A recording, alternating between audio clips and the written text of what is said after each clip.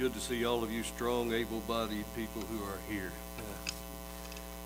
I asked Jeannie to sing a while ago, and she said, "Why am I the only one that hasn't got a cold?" I said, "So far." Turn to number 401. Let's have a word of prayer, then we'll sing "All That Thrills My Soul Is Jesus." Frank, would you open service in prayer first, please?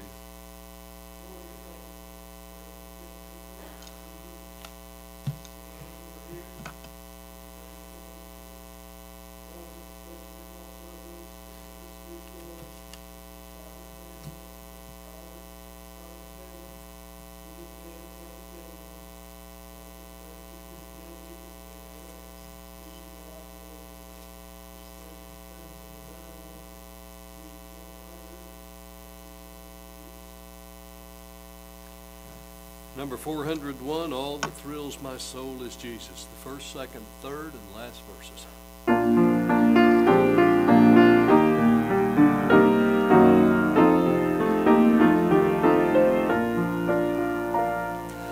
Who can cheer the heart like Jesus? By His presence all divine, true and tender, pure and precious. Oh, how blessed to call Him mine. All that thrills my soul is Jesus. He is more than life to me, and the fairest of 10,000 in my blessed Lord I see. Love of Christ so freely given, grace of God beyond degree, mercy higher than the heaven, deeper than the deepest sea. All that thrills my soul is Jesus. He is more than life to me, and the fairest of 10,000 in my blessed Lord I see. What a wonderful redemption, never can a mortal know. Bound by sin the red like crimson, can be whiter than the snow. All that thrills my soul is Jesus. He is more than life to me, and the fairest of 10,000 in my blessed Lord I see. By the crystal flowing river, with the ransomed I will sing, and forever praise and glorify the King. All that thrills my soul is Jesus. He is more than life to me, and the fairest of 10,000 in my blessed Lord I see. All right, turn over to number 634 on Jordan's Stormy Banks. 634, we'll sing all four verses.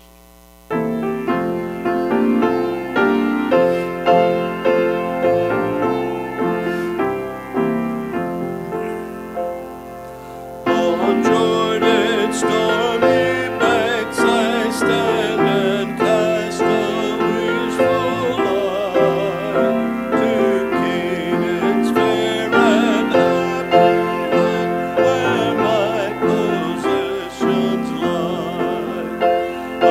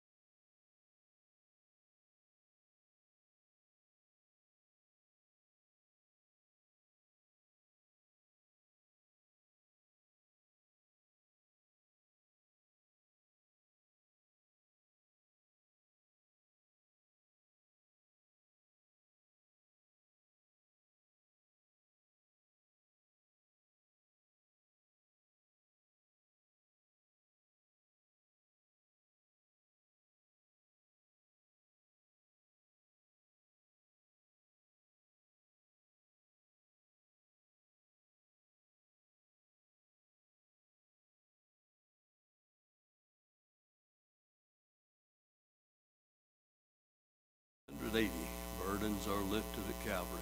580, let's stand as we sing, remain standing for prayer. Let's all stand.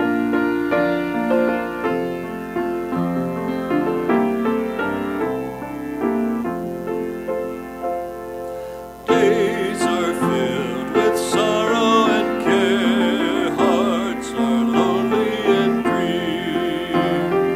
Burdens are lifted at Calvary, Jesus is very near. Burdens are lifted at Calvary, Calvary, Calvary. Burdens are lifted at Calvary, Jesus is very near. Cast your care on Jesus today, leave your worry and fear. Burdens are lifted at Calvary.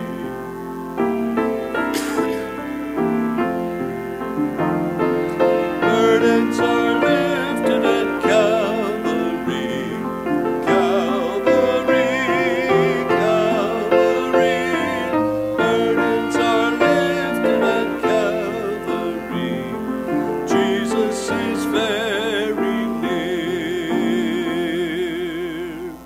Troubled soul, the Savior can see every heartache and tear.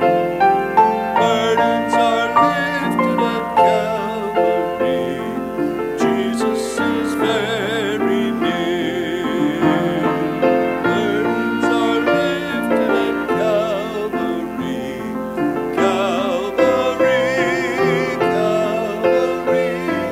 Burdens are lifted at Calvary, Jesus is very near. Remain standing for prayer. Josh, would you lead us in prayer, please?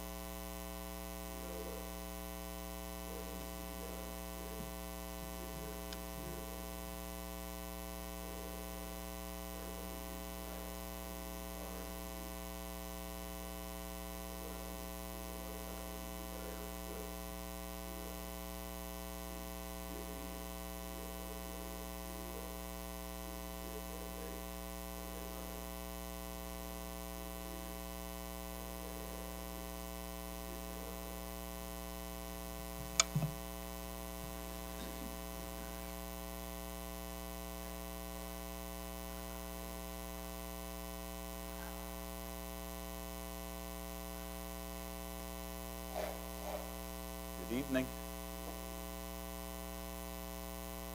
We're going to be in 2 Timothy 2. 2 Timothy 2. Just an announcement. Rhonda wanted me to mention anyone who would like to exchange Christmas cards among yourselves here, those attending the church, have them in the box by Wednesday, December 14th. And your postage donations would go to the Justin Fight family as they prepare to go to North Dakota.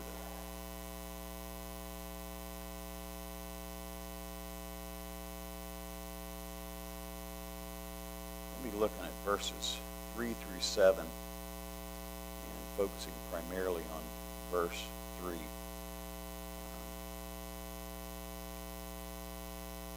Paul writes, well, let's just start in verse 1 and we'll read down through verse 7. Thou therefore, my son, be strong in the grace that is in Christ Jesus, and the things that thou hast heard of me among many witnesses, the same commit thou to faithful men, and shall be able to teach others also. Thou therefore endure hardness as a good soldier of Jesus Christ. No man that warreth entangleth himself with the affairs of this life, that he may please him who hath chosen him to be a soldier. And if a man also strive for masteries, yet is he not crowned, except he strive lawfully. The husbandman that laboreth must be first partaker of the fruits. Consider what I say, and the Lord give thee understanding in all things. There's a commentator or preacher from a lot of years ago, J.C. Ryle, in his book on holiness.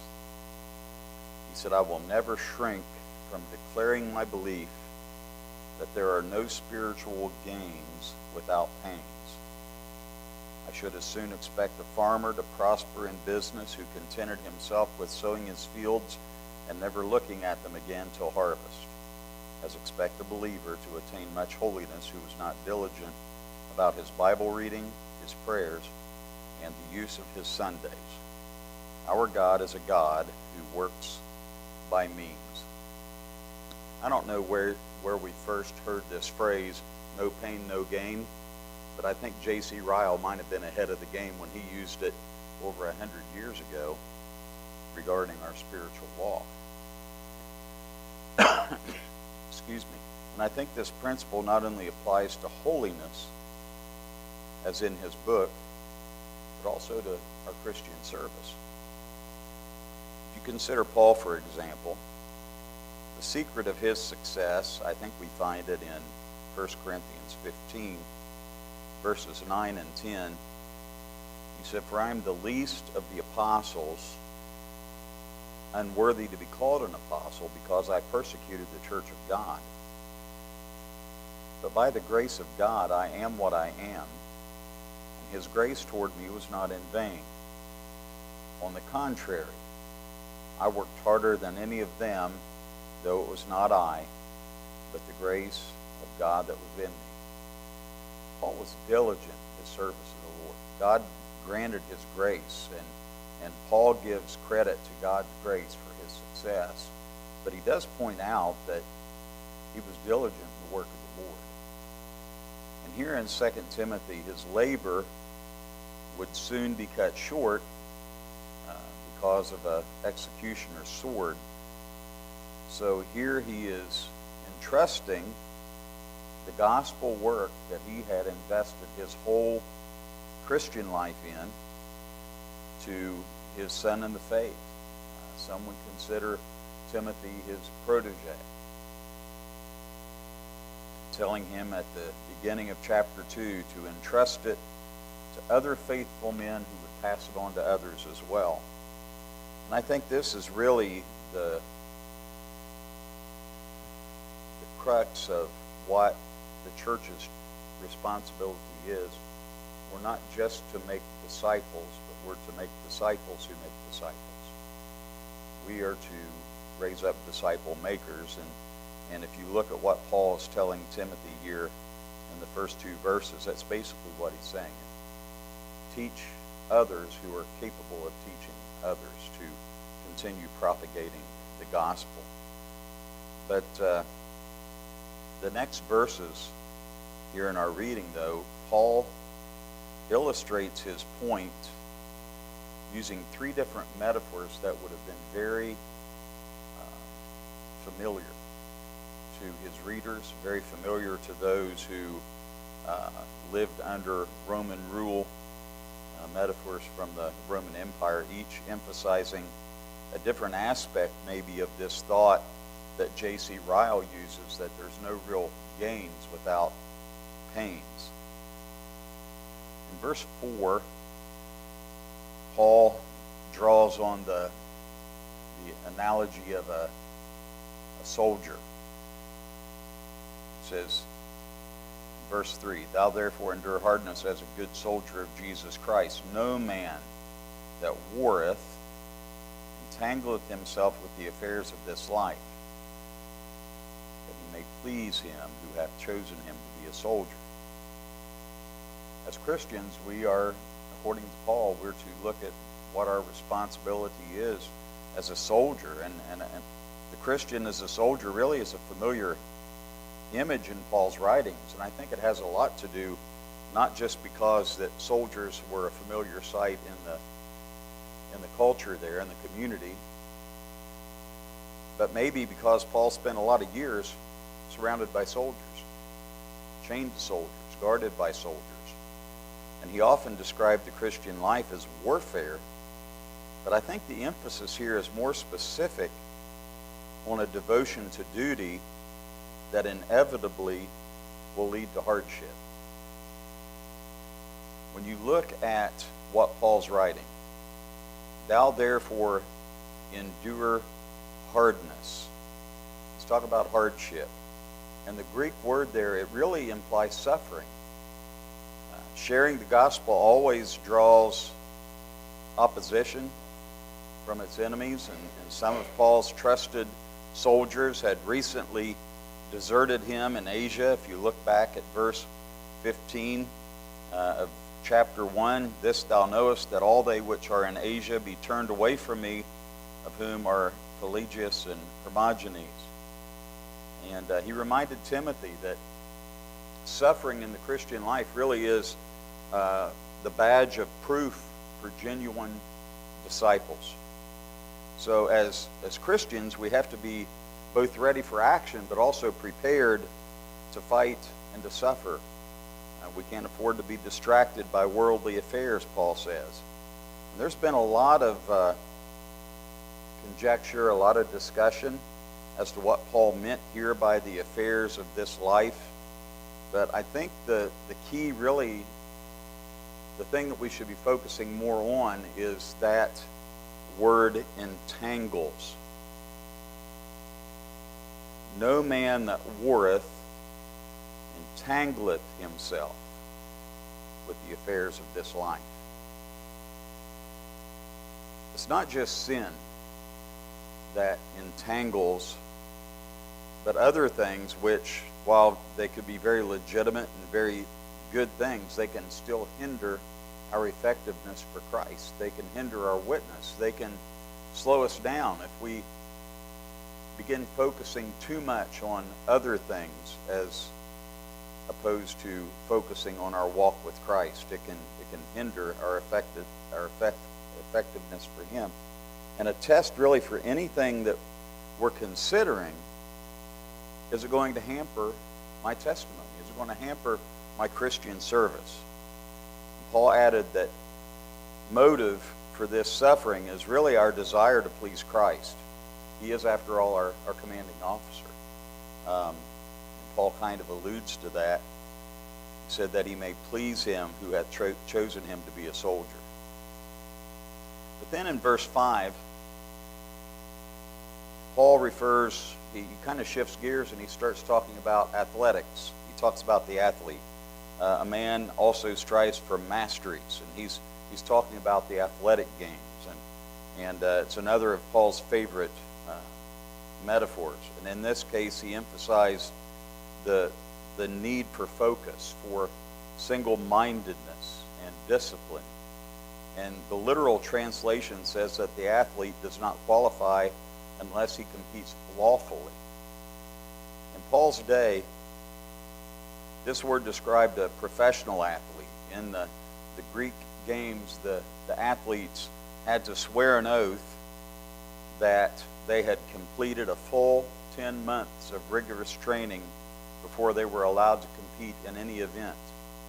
And it was an honor type system thing. And if they had a coach or someone that was working with them or a trainer, they would co-sign that they could attest that they had prepared. So the Christian here is the one who's disciplined in his or her personal life and walk with God. There's no shortcut to glory, just rigorous discipline. And how many of us think we can get by with a bare minimum effort? And for some, the Christian faith is a little more than just showing up on Sunday, despite what they profess. But becoming good disciples means dedicated discipline over as many years as God gives us to serve Him. Just being consistent. And the only alternative is to drop out of the race and end up becoming a spectator or a critic. And there are plenty of those around as well. And then in verse 6, Paul shifts gears again. And he talks about the husbandman or the farmer, and how that the husbandman is characterized by diligence. In Paul's day, and still in many parts of the world today, farming is all hard, back-breaking, manual labor. As we drove by earlier, you could see the picker over here ready to harvest the corn across the road here in this little field. If any of you kept your eyes on the potato fields north of Piketon this summer and the equipment that they brought in to harvest those potatoes, it's hard to tell what that equipment cost. I'll tell you why. I don't know if you've ever dug potatoes. That's hard work. That's hard work. I remember Dad would take us boys with him, and my job, I was the last one going down the row, and I was crawling around as a little kid finding the ones that they missed. But it's a lot of back-breaking work.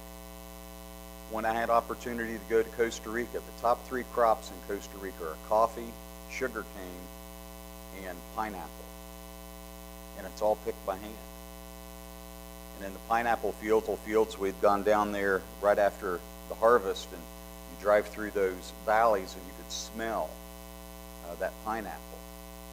But the day before they'd put their crews in there to start cutting the pineapple and harvesting the pineapple, they'd set the fields on fire to get rid of the spiders, the snakes, and the scorpions. And then they'd turn the workers in there, and they'd work 10 to 12 hours a day, and it was the same for coffee, it was the same for sugar cane. 10 to 12 hours a day, back-breaking, manual labor. It's all done by hand. There's no machinery to do any of that for $8 a day. And that was if the Nicaraguans didn't come down and underbid them and do it for 6.5 or 7.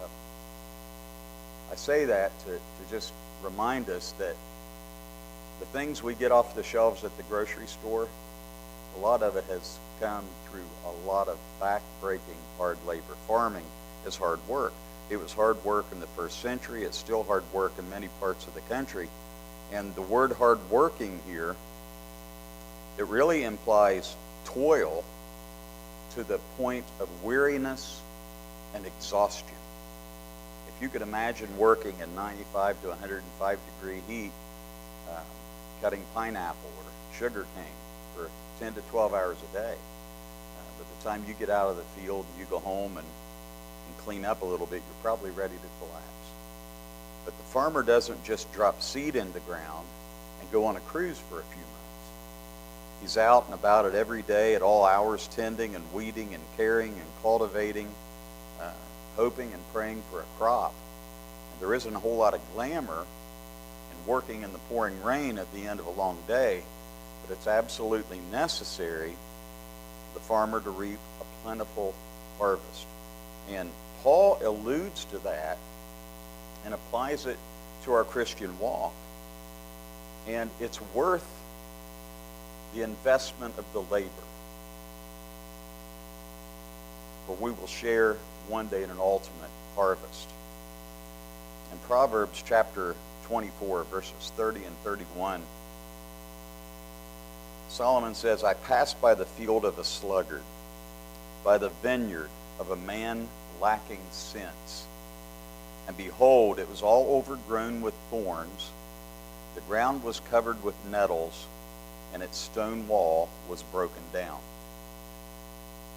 It's really an indictment on a lazy farmer. He had no crop to show for it. His property had overgrown, and the walls had caved in. But as we look at what Paul's sharing here, and just in this short passage, there really aren't any gains without pains, without work, without investment. But the gains more than compensate for the pains. As you know, in the last chapter of this letter, Paul writes his wonderful testimony that he'd fought the good fight. He'd maintained devotion. He'd maintained discipline, diligence. And because of that, he was ready for the crown of righteousness that was laid up for him. May God help us to make that our experience as well whenever he comes or calls, that we might be ready. One day it'll be worth whatever we endure here. And I think that's what Paul's trying to tell Timothy here. That's a lesson this evening. I'm anxious to hear what you all might have